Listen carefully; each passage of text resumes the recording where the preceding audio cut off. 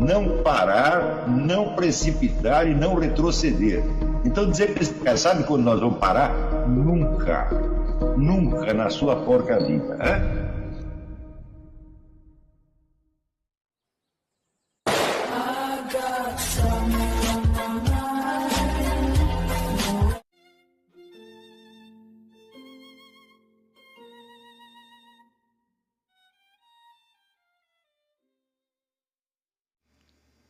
E aí pessoal, tranquilo? Então vem aqui antes do vídeo começar, pedir para vocês se inscreverem, quem não for inscrito, compartilhar, curtir, comentar. Quem puder seja membro do canal, que isso ajuda bastante. Tem também o link do Apoia-se. Quem puder ajudar nosso canal e apoiar financeiramente vai ser muito bem-vindo.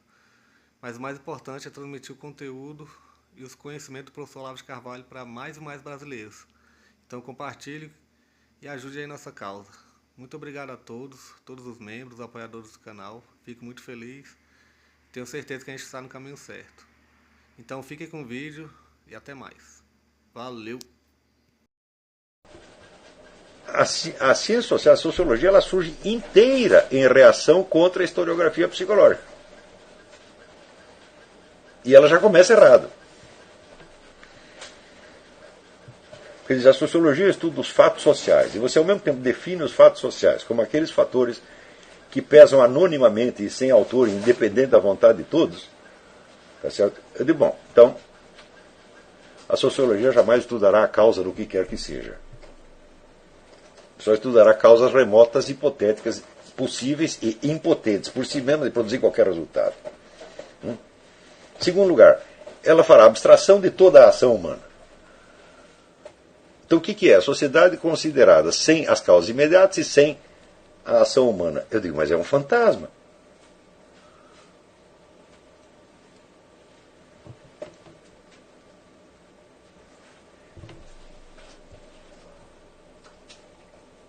Você veja que esta tendência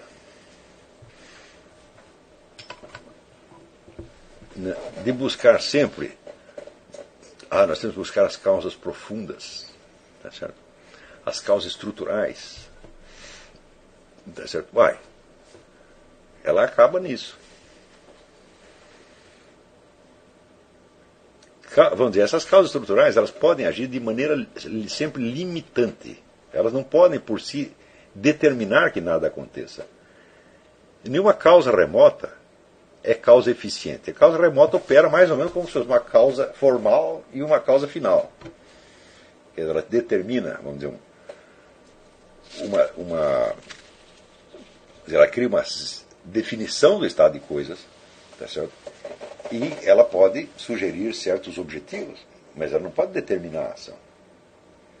Em toda e qualquer ação humana existe o agente humano concreto. Ora, da onde surge esta ideia, vamos dizer, de fatores impessoais espalhados na sociedade, e que teoricamente são as causas das coisas? Bom, se você estudar a origem disso, estudar pelo método do Taine, que ele até não estudou muito profundamente, mas teve um outro sujeito chamado Augustin Cochin, que estudou com minúcia, você verá o seguinte, que no século XVIII surgem, sobretudo na França, as tais sociedades de pensamento. Sociedades de pensamento são clubes de debates. Né? Então eles se substituem aos antigos salões literários. Alguns, eles emergem dos salões literários, mas vão um pouco adiante.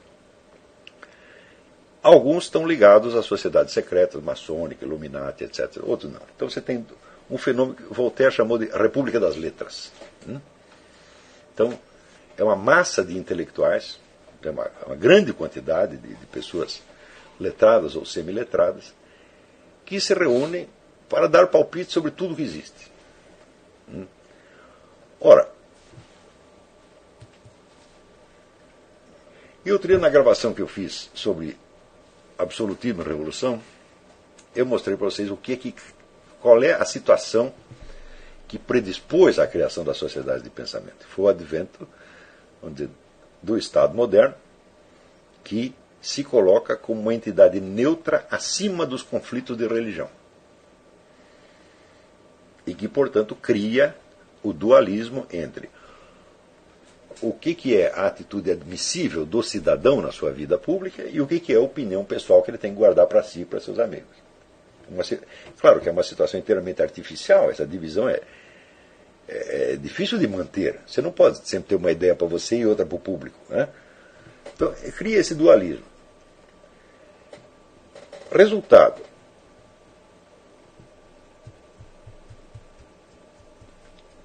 Tudo aquilo que reflete a opinião real das pessoas não tem viabilidade na vida pública. Então tem que encontrar um canal para onde escoar. Então, bom, já que o que nós falamos não tem importância na política, não pode interferir na política, então nós pelo menos discutimos entre nós. E nós criamos o quê? Um negócio chamado opinião pública. As nossas opiniões não podem condenar uma pessoa à cadeia. Tá certo? Mas pode manifestar a nossa desaprovação. Então você cria o quê? O castigo moral.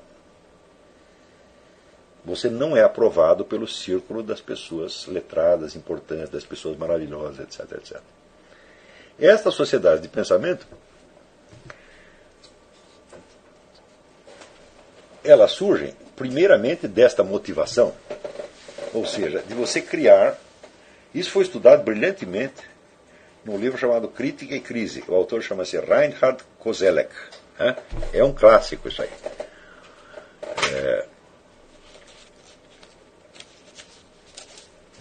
E tem muitos livros a respeito disso. O Augustin Cochin e o Koselleck são os melhores, me parece. Mas tem muitos.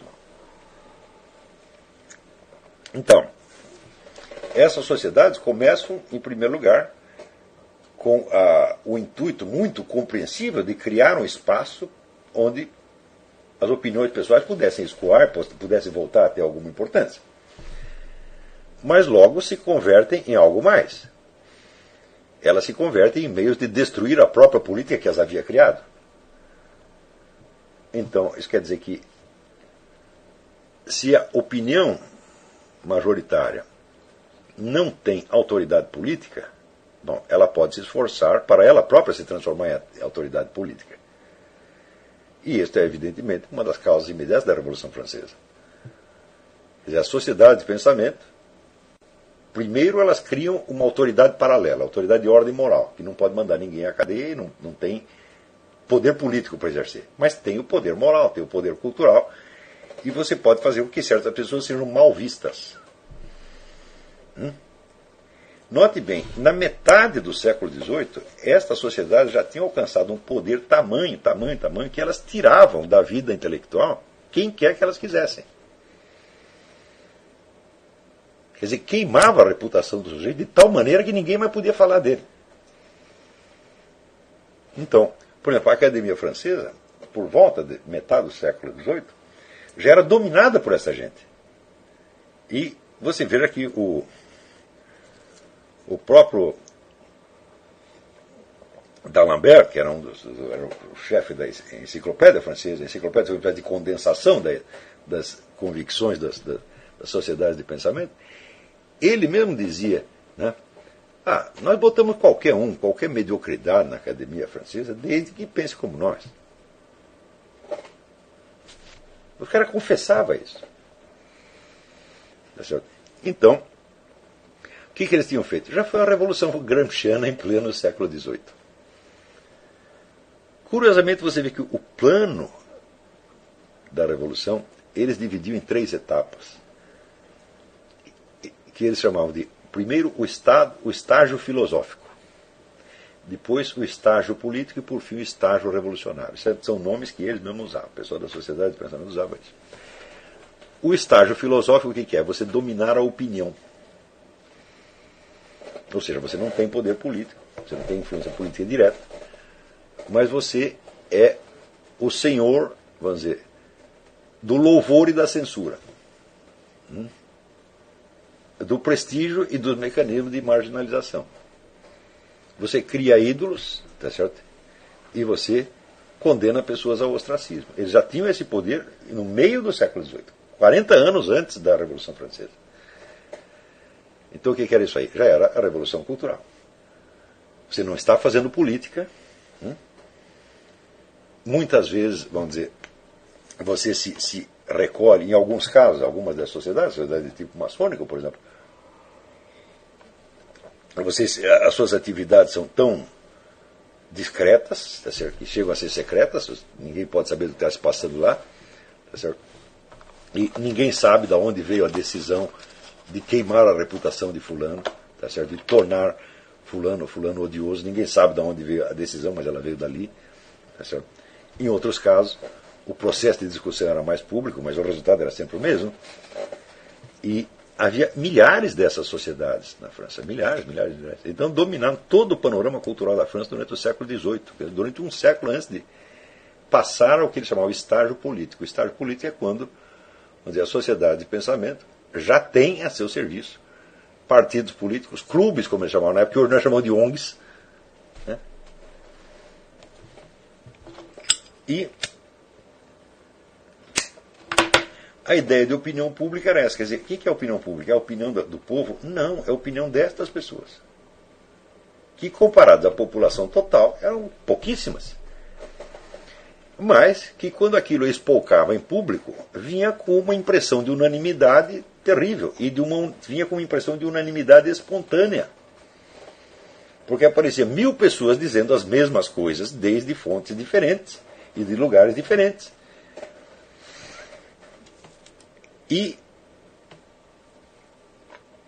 diz o Augustin Cauchat, examinando todas as discussões dessas sociedades de pensamento, a coisa mais incrível é que elas eram sociedades de livre pensamento, né? Mas nunca aparece uma única objeção. Não há discussão nenhuma. Há uma concordância tremenda.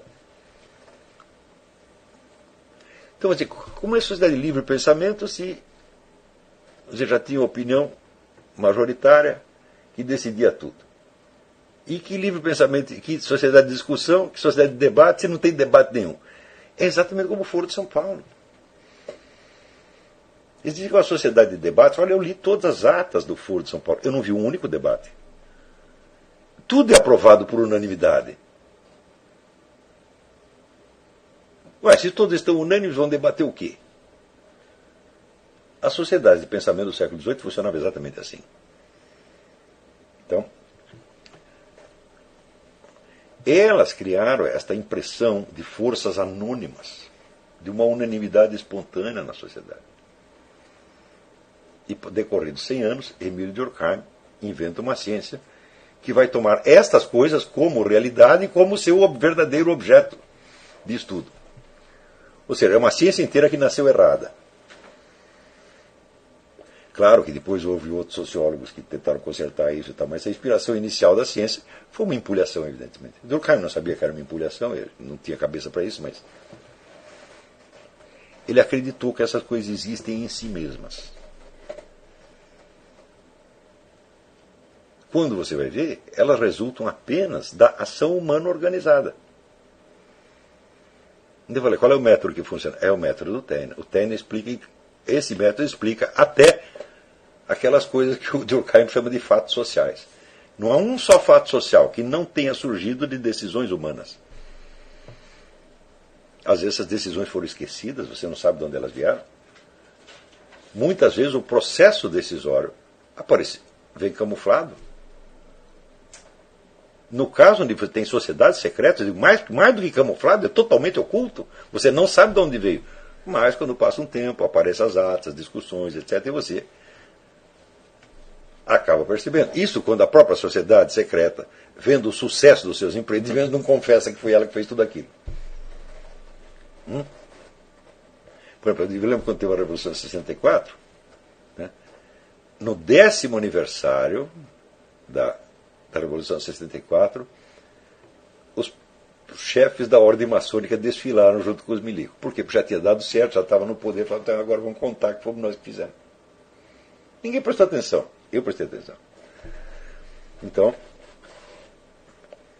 quer dizer, se deu certo, a gente confessa que foi nós. Se não deu, a gente fica quieto e já aconteceu. Então, é por isso que eu não acredito que a maçonaria tenha controle de nada do que acontece, porque ela mexe em tudo. Tudo que está acontecendo, ela vai lá e dá um empurrãozinho. Pelo menos ajuda negativamente. Quer dizer, o sujeito está fazendo uma sacanagem, mas ele é nosso companheiro maçom, então nós não vamos falar nada, vamos deixar ele fazer a besteira que ele quiser. Tá certo? Então, alguma coisa sempre dá certo, você está entendendo? Então, ele sempre tem do que se gabar. E alguma coisa sempre dá errado e, portanto, eles têm o que esconder. Tá certo? Então,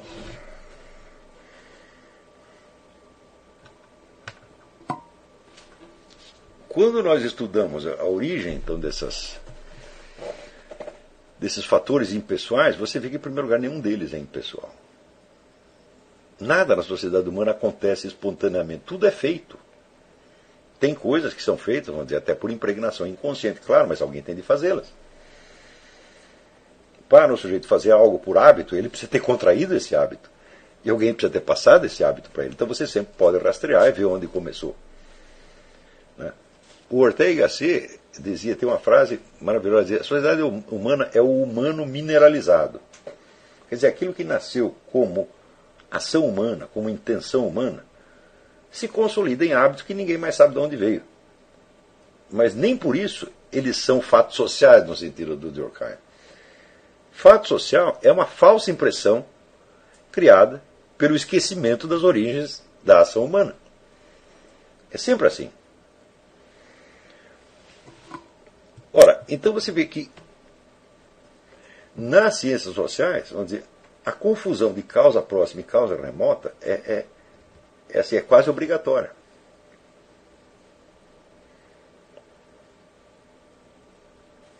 Procurem reparar o seguinte, que quando as pessoas explicam qualquer fato por causas genéricas remotas, elas nunca mostram o elo.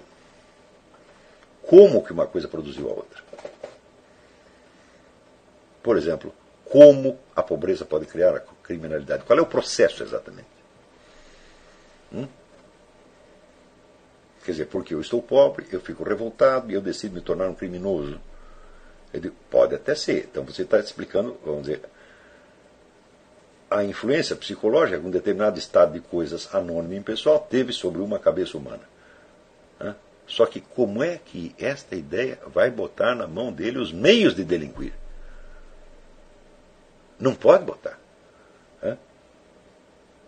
A revolta contra a pobreza não dá camisa a ninguém. Quantas vezes eu não fiquei revoltado de não ter dinheiro para fazer isso ou aquilo? E isso me pôs dinheiro na minha mão? Claro que não.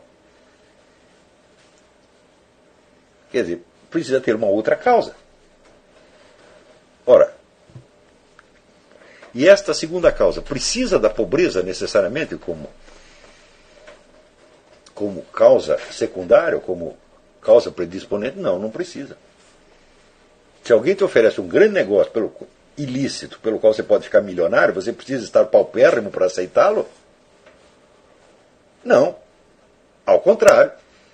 Se você já tiver algum dinheiro, mais fácil ainda, porque você diz, bom, se der errado, afinal de contas eu já estou garantido, então não vou perder tanta coisa. Então, isso aqui pode ficar como norma para vocês. Qualquer explicação causal implica o seguinte, existe a causa, não existe só causa e efeito, minha gente, existe causa, meio e efeito. Quer dizer, entre algo que te predispõe a agir de determinada maneira e a ação real, existe um meio que te tornou possível fazer aquilo. Então, procure sempre os meios. Ou seja, o que Aristóteles chamaria a causa material. Você tem um motivo para fazer o crime e você tem o crime. Eu digo, bom, e com o que você faz o crime?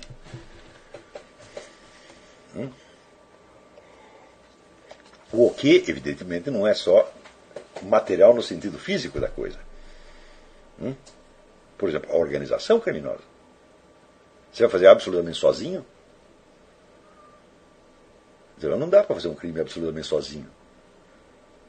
Dá para você roubar uma banana, mas para você fazer alguma coisa séria não dá. Você não pode roubar um banco absolutamente sozinho.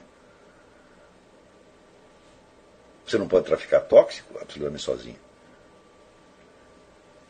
E assim por diante. Você não pode fazer um sequestro absolutamente sozinho.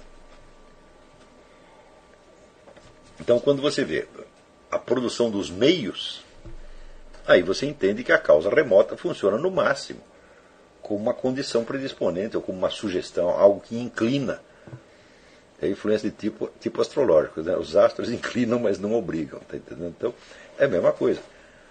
Os fatos sociais inclinam, mas não obrigam. Então, eles jamais se explicam a si mesmos. Então, vamos ver. Então, nós podemos dar inúmeros outros exemplos disso aqui. Agora, essa explicação não serve só para isso. Ela serve para advertir vocês o seguinte.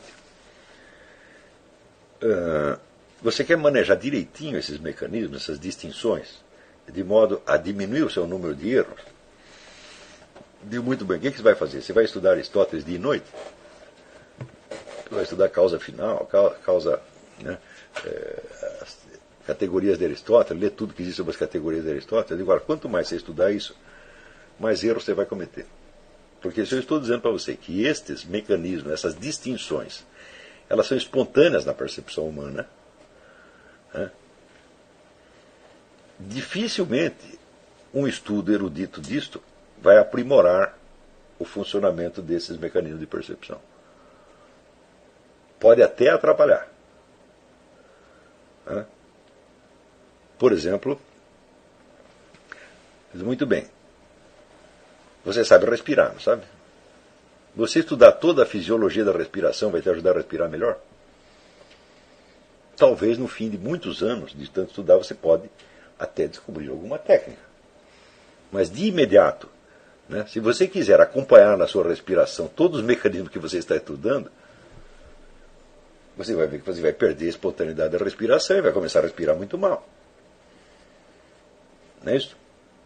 Mais ainda, o teste decisivo, esse é o teste final. A fisiologia da ereção vai ajudar você na hora H?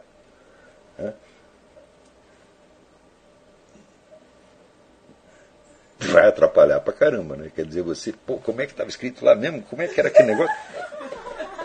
É um desastre? É um desastre? Então, as categorias de Aristóteles é a mesma coisa, meu filho. Claro que você pode estudar Aristóteles. Se você estudar do jeito certo, você vai ver que não vai fazer mal nenhum e no fim das contas vai ajudar. Tá certo? Mas a primeira coisa é conservar a espontaneidade e a integridade do seu mecanismo de percepção. E aí nós nos reportamos à aula passada. Tá certo? Onde você vê, a saúde do imaginário é tudo. Tá entendendo? Então, bom, na aula que vem eu vou dar algumas explicações a mais sobre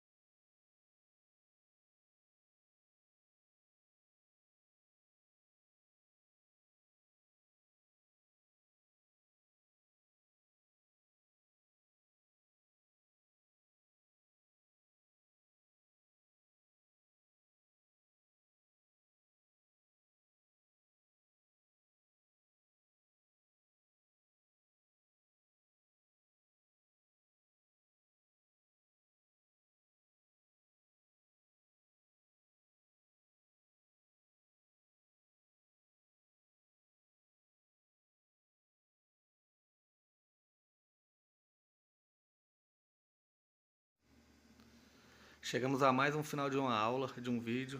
Espero que tenham gostado. Quem não se inscreveu ainda, se inscreva, compartilhe, comente. Ajude o nosso canal, apoie, seja membro. E ajude o nosso canal a chegar a cada dia a mais brasileiros que precisam muito do conhecimento do professor Olavo de Carvalho. Então é isso aí, fique com Deus, até o próximo. Valeu! Então é isso aí, pessoal. Que é o nosso canal. Que são alguns livros que eu já li.